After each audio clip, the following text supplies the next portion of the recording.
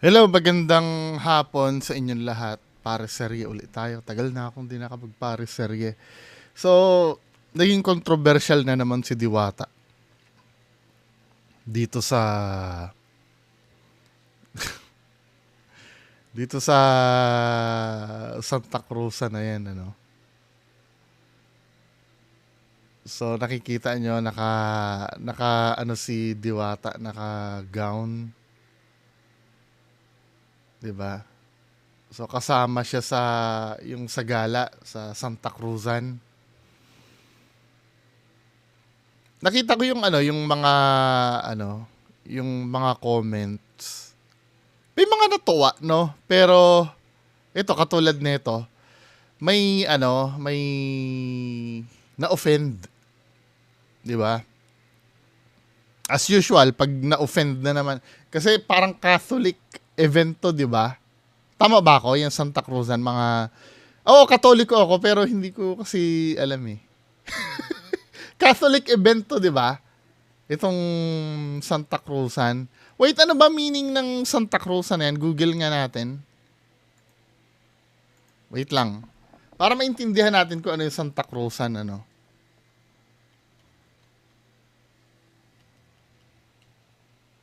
Ito. Ang meaning daw ng Santa Cruzan ay Holy Cross. The Santa Cruzan from Spanish Santa Cruz. Holy Cross ang meaning. Is the ritual pageant held on the last day of Flores de Mayo. It honors the finding of the true cross by... Oo, parang narinig ko na to. Parang, ano to, yung isinasadula nito yung pagkakahanap ni Queen Helen nung ano, yung tunay na cross daw ni Jesus Christ. Oo, parang na ano na to. It honors the finding of the true cross by Helena of Constantinople, known as Reina Elena, and Constantine the Great. Yun pala yung meaning nun. Pero narinig ko na yan before eh. Na may yung...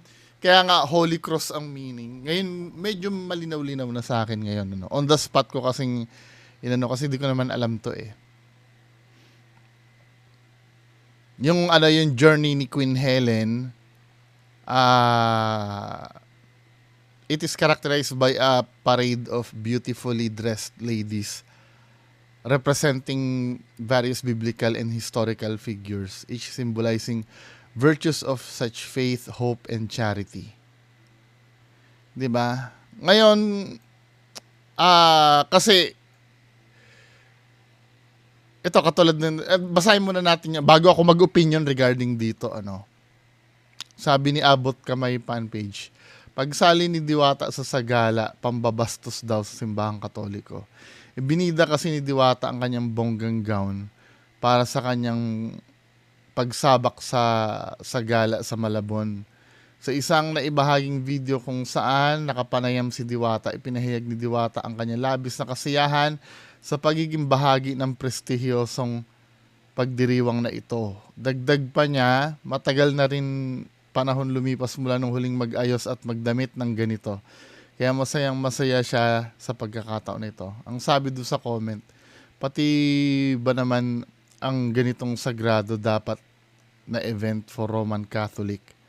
Nakakalungkot naman. Dapat ilagay naman po sa tama. Ano ba ang ginagawa ng taga-simbahan at bakit pinapayagan na ganyan?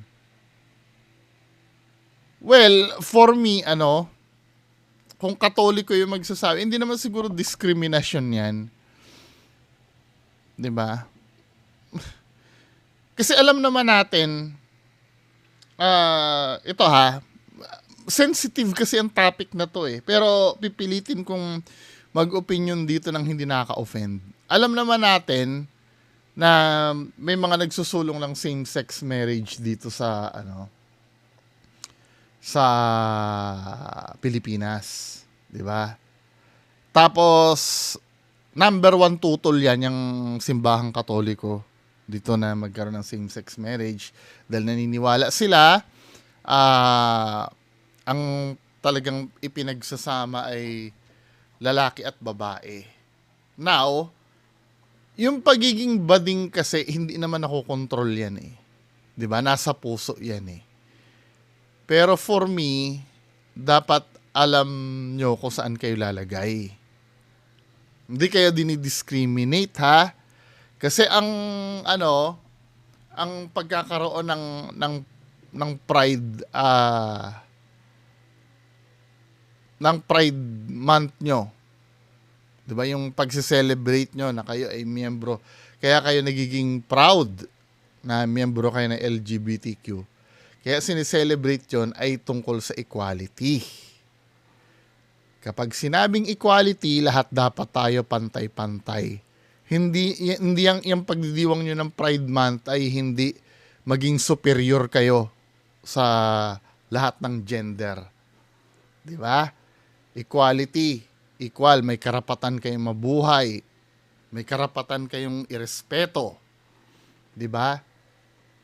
Kasi minsan napapansin ko, no offense po sa mga miyembro ng LGBTQ, minsan kinakapitalize nyo na pag inaapi kayo, no, ginagawa nyong dahilan yon para ipangalanda ka na kayo, na inaapi kayo, dapat tapos darating yung time na kayo pa yung magiging superior.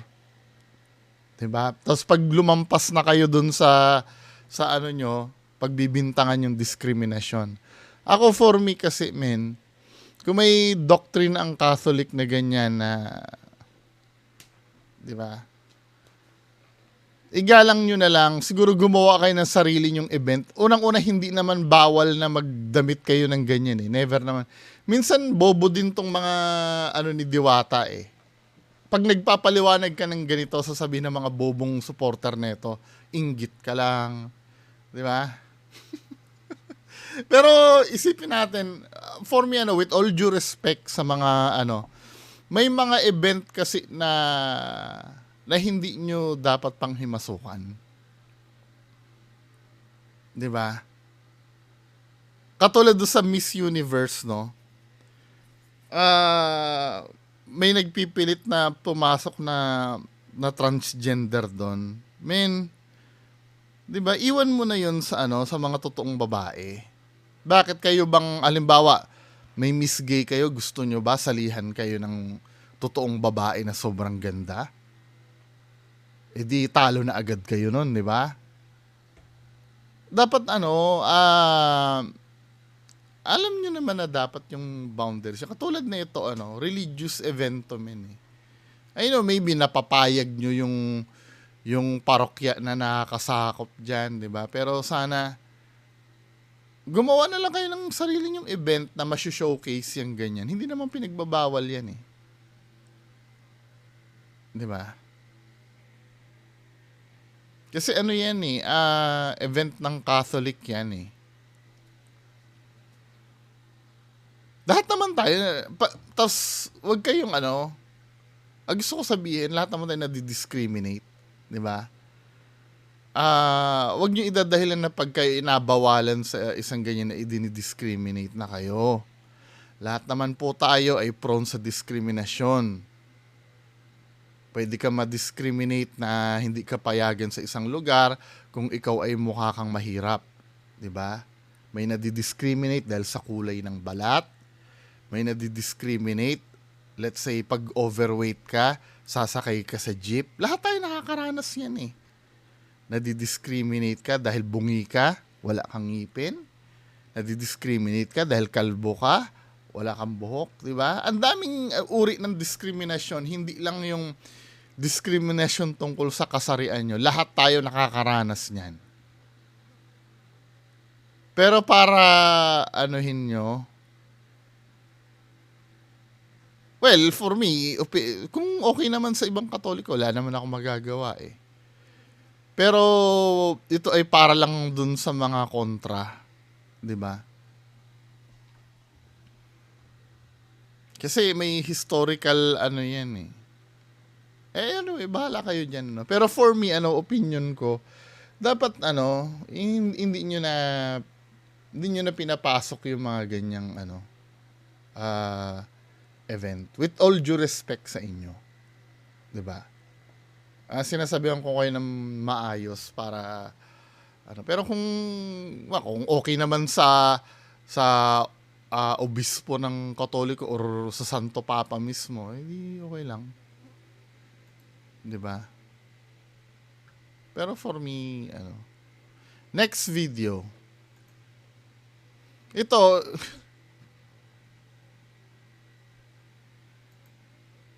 ito yung hindi ko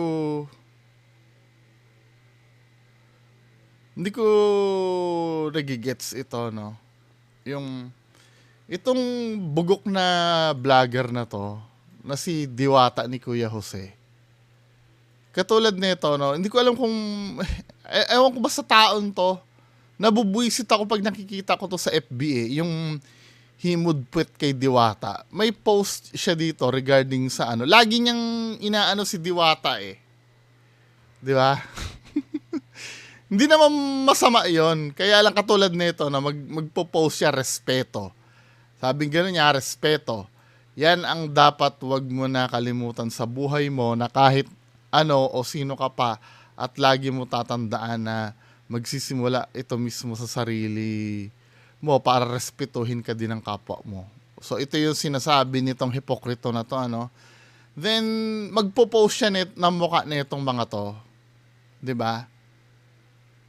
Tapos sila yung kumain ng lasang towel raw sa parisan ni Madam Diwata sa QC. Diwata Diwata supporter to. So anong meaning nito, men? I mean, anong gusto mo ibuli itong mga taong to kaya nga napa-comment ako dito Sabi ko gano'n, anong goal nito para ipahiya yung mga yan sa opinion nila? Hindi naman nila pinersonal si Diwata. Mga iyakin lang talaga supporter ni Diwata. Kailangan i-comment mo perfect lang, mga siraulo. Kapag nademanda kayo, akala nyo matutulungan kayo ni Diwata. 'Di ba? I mean, sa akin, men, opinion ko, hindi sila nasarapan at na-describe nila kung ano yung lasa nung I mean, wala tayong magagawa doon, men 'Di ba? Yes, masakit nga naman sa idol natin may magsasabi na ganito. Pero unang-una tandaan nyo, hindi naman na personal itong mga taong to. 'Di ba? Yung kinain nila doon ay binayaran nila, hindi nila hiningi. Ngayon, kung makapagsabi sila ng kung ano yung nalasahan nila doon, no? Wala naman tayong magagawa doon 'Di ba? Hindi naman pwede maging grounds yun para i-demanda mo ng paninira dahil yun ay tungkol sa lasa Lasa kasi is subjective 'Di ba? Bakit nyo ibabash itong mga to? Kaya nga tayo naging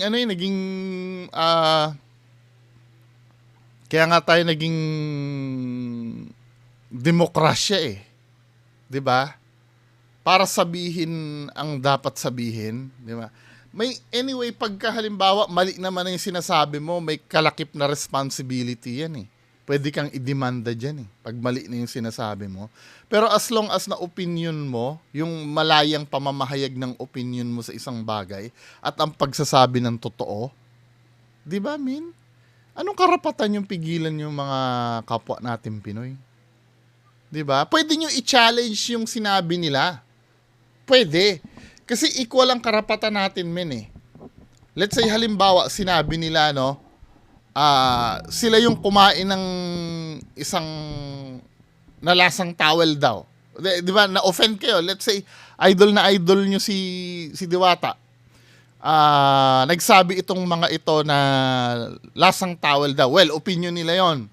Ngayon, maghahanap naman tayo ng i-challenge natin yung sinabi nila. Totoo ba na lasang towel? O hanap ulit tayo ng ibang customer na nakakain kay Diwata. Mag-compile naman kayo na nagsasabi na masarap yung para matalo itong mga to. 'Di ba? Never mong itatouch yung nila, yung opinion nila. 'Di ba? Maghanap kayo ng iba dyan na nagsasabi na super sarap yung niluto ni Diwata, yun na i-promote nyo. By doing that, parang mapapawalang bisa nyo ang sinabi nito mga to. Ay, mas marami pala yung nagsabi na masarap yung Pares ni Diwata. So, mga ano, pero yung ganito men, ibabalandra mo na ganyan, di ba? Kaya nga, di ba, lahat ng ano naman, pwede mo namang i-challenge yung sinabi eh. Katulad ng, halimbawa, tutol ka sa sinabi ko. Di ba? O, yung ano, yung sinasabi ni Bungo na, hindi daw maganda yung mga LGBTQ na ano na magsagala, 'di ba? Eh may pinayagan naman niya ng ano ng authority ng simbahan Kaya ano, at least yun okay. Pero minsan kasi yung mga supporter ni Diwata pambobo na lang talaga ang ganti 'Di ba? Ipapaskil yung mukha na hindi naman nila china-challenge yung sinabi. Para lang i-personalin, 'di ba? Yan ang gawain ng mga bobo, mag-personal. 'Di ba? Bobo talaga ganyan ang gawain ma-personal Bihira. Kaya hindi ko maiintindihan dito sa atin kung kailan tayo tutubuan ng utak Anyway, proceed tayo sa next video. 'Di ba ito maganda tong yung vlog ni The Off-Duty Accountant. So ni-review niya itong Pares Overload ni Diwata. Panoorin natin to men Mukhang may improvement na 'di ba? I-play natin. Diwata Pares Overload. Anong kasama ng pagparto? Only rice, preso drinks, and sabaw. Sulit ba? Million views din daw ang video pag dito nag-vlog Nasa Manila na rin lang ako, try natin. Tara, papunta kami sa MOA. Napadaan kami sa pwesto ng Diwata Pares Overload dito sa Pasay, kaya hindi na namin pinalagpas. Kahit busog pa kami mula sa Pastilan at Palabukan sa Quiapo, pubila kami. Medyo na yun halimbawa busog ka na tapos magre-review ka ng pagkain. Hindi ba parang medyo hindi ka na qualified bang husga ng kasi busog ka na wala ka ng sa bagay kung gutom na gutom ka naman lahat ng kakainin mo masarap Hindi okay lang siguro. Okay lang Busog daw siya. Nandito na tayo, sayang. Medyo maiksi ang pila. Ay, wala na talaga nanonood, Just imagine, June 14 yan. Ay, walang nanonood. Wala na palang kumakain. Ano na ba ngayon? So, June 18, 3 days ago. Wala na talaga, Diba? Wala na. Yung mga kuha siguro ng mga vlogger dyan na pinipilit nilang marami pa rin kumakain kay Diwata. Siguro weekends na lang yun, Hindi, kahit naman sa mall, maraming tao sa weekends Di ba? Pero yung ganito men, parang may tao pa rin naman, pero hindi na yung katulad nung dati, Order kami. Hello guys. Bali, tatlong pong order? Tatlong order na. Pares Overload. Pares Overload. 300 lang sir. Anong kasama ng pagparto? Only rice, preso drinks, and sabaw. 300. Thank you po sir. Andun yung Pares. To be fair, friendly na yung staff ni Diwata. Malayo doon sinasabi na masungit daw. Mukhang napagsabihan, di ba? Okay yan, men. Okay yan. I don't know. Siguro dahil maaga pa, hindi pa pagod yung mga staff, Pero, very good, very good. At least nag-improve kumpara doon sa mga dating review na masusungit daw yung staff. Pares Overload lang. At ito ang iba pa sa kanilang menu, barbecue at longganisa. Ma'am, tatlo pong Sige po, kuha. Doon yan sa sobrang si Patita. Ibigay niyo yan na. Ba't walang tray? Yung 5, ibigay niyo sa sobrang para bigyan kayo. Okay po. Soft drinks muna ang kinuha namin. At ang infamous na Anli Sabaw.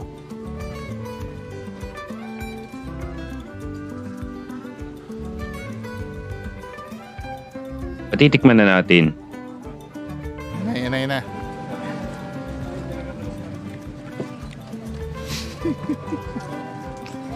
Papak lang ang nagawa namin at wala ng only rice. Oh, dahil busog naman na sila eh.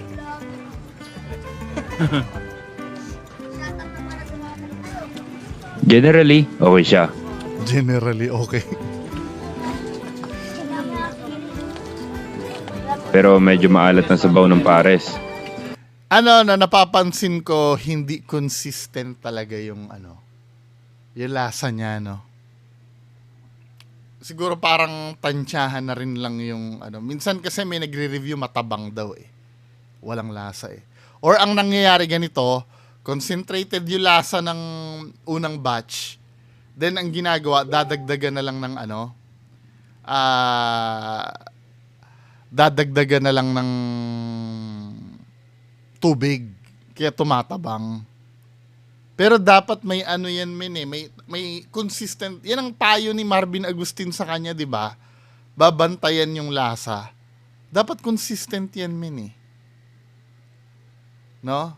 So parang na-identify na natin yung weakness nung pares ni Diwata. Minsan matabang, minsan maalat.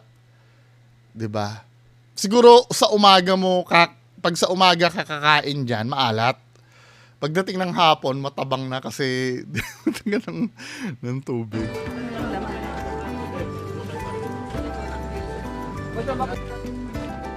Nilagyan ko pa ng chili garlic. Pawisan pero laban. Pero kahit weekday kami pumunta, ang daming kumakain pa rin. Siyempre, first timer ni Kuya eh. Yang tinatawag niyang maraming kumakain na yan, in reality, konti na yan kumpara dun sa dati. Di ba? Hindi na ganun talaga na hindi mahulugang karayom. Overall feedback namin sa Diwata Pares Overload, we understand na ito ay pangmasa. Kaya walang problema sa part na nakatayo at mainit. Understandable yan. Sa serving size niya with soft drinks, only rice at only sabaw, sulit siya sa 100 pesos. Sure na sure yan. Yun lagi yung no? Yun lagi yung bida no? Yung sulit sa 100 pesos. Kasi ang pinakainihintay na feedback diyan kung masarap ba o hindi. Pero for improvement, maalat ang sabaw. At medyo malakas ang amoy ng kapaligiran. Totoo nga, no? Totoo nga yung sinasabi. Ako, yung mga nagsasabi na mabaho daw yung kapaligiran, nung una, hindi ko yan eh. Iniisip ko baka mamaya maarte lang yung kumain. No? Maarte lang yung kumain or Dito sa proper review talaga nasasabi talaga na may amoy sa kapaligiran na hindi maganda. Hindi siguro dahil nga yung hindi tiles yung kinakainan. Kasi anong nangyayari diyan pag may tumatalsik na kanin diyan or ulam, minsan pagka makunat yung karne siguro, diyan na idudura sa hindi naman na nawawalis yan eh. Ang nangyayari diyan siguro hinahayaan na lang nilang mabulok yun, lalo na yung mga sabaw na natatapon diyan, 'di ba? Kaya nga 'di ba minsan may uod na nakikita eh. So totoo talaga yung Kaya nga dapat talaga ipasimento ni Diwata yung Ang tanong, kanya ba yung lote or nagre-renta lang siya? Yun dapat yung maikontra doon.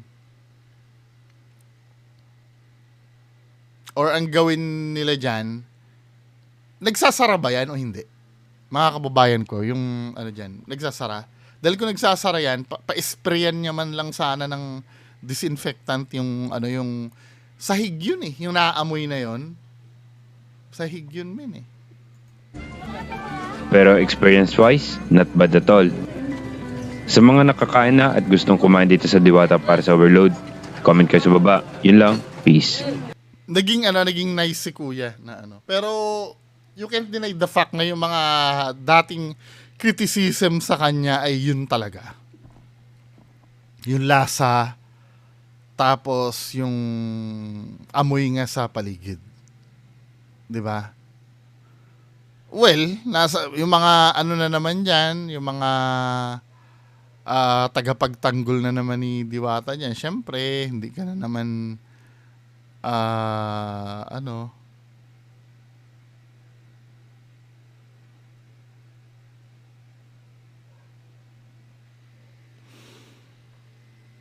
Ito 100% honest to. Hindi kasi nakakabwisit magsalita si the off-duty accountant. Hindi katulad nung iba siguro na misinterpret na naninira, di ba?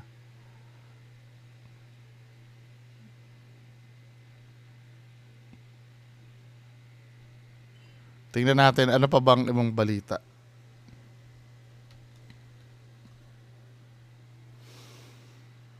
"25 minutes pa lang tayo."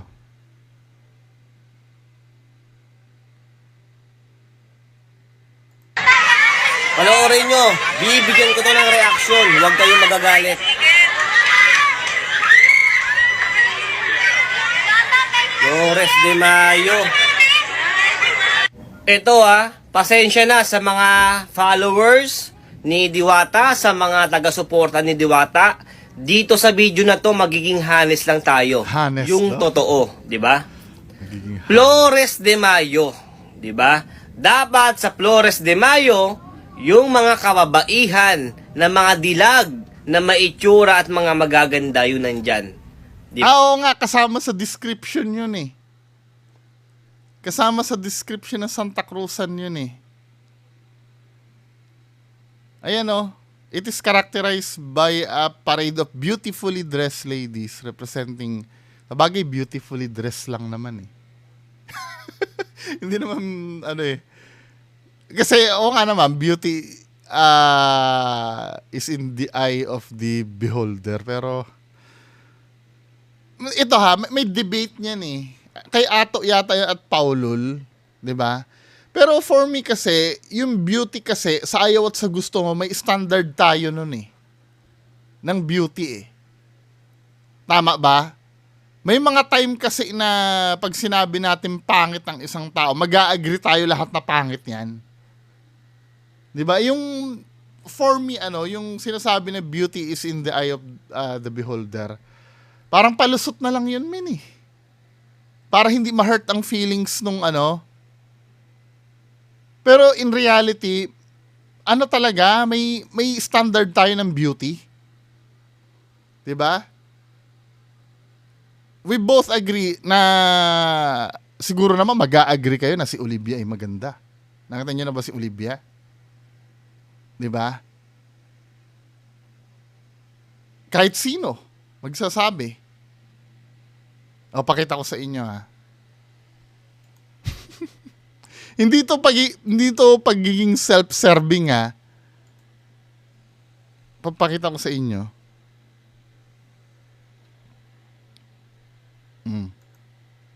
Baka sabihin nyo, self-serving ako. Ito si Olivia. Sabihin nyo pangit to.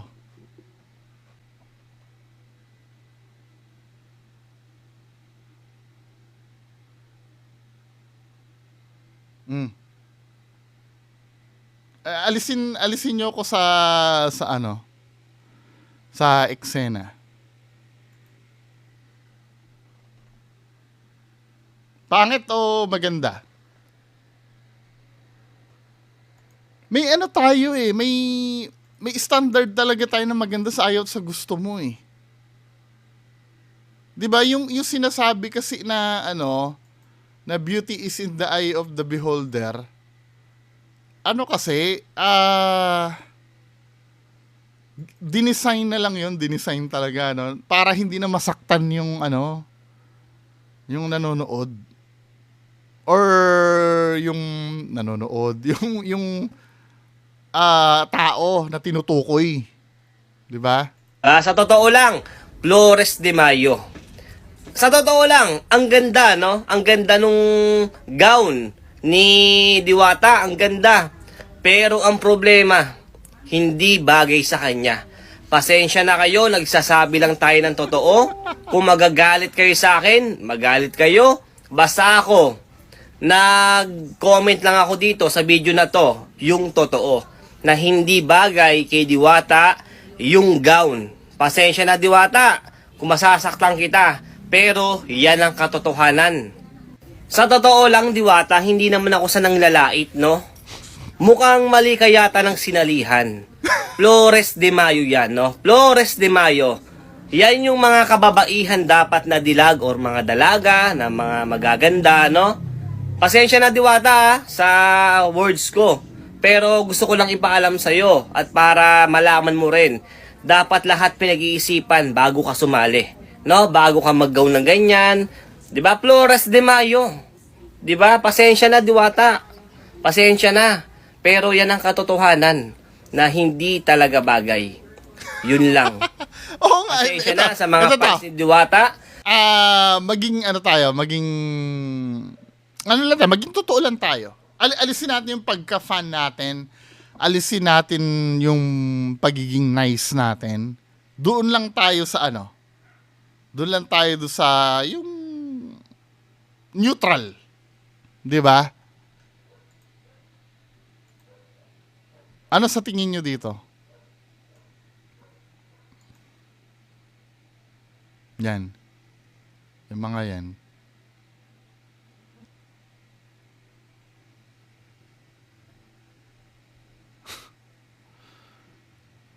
Bahala kayo kung ano yung ano nyo. Anyway, ang magde-decide naman yan yung ano yung mga tao Yan ay mga opinion lang naman ang nakikita natin. Pero for me, no, hindi natin pwede lokohin ang sarili natin na beauty is in the eye of the beholder. 'Di ba? Ako opinion ko 'yon, ano. Kung i-challenge niyo yung opinion ko na 'yon, kahit ba sabihin mong anak mo yan Minsan kahit anak mo, alam mo talaga kung may itsura o wala 'Di ba? Hindi naman sa yung puso mo na lang yung nagsasabi na maganda ang anak mo or gwapo yung anak mo Pero kung nasa neutral tayo, meron talaga tayong definition na maganda at pangit. 'Di ba? Anyway, mga kababayan ko, yan lang po muna. Maraming salamat. Bye-bye.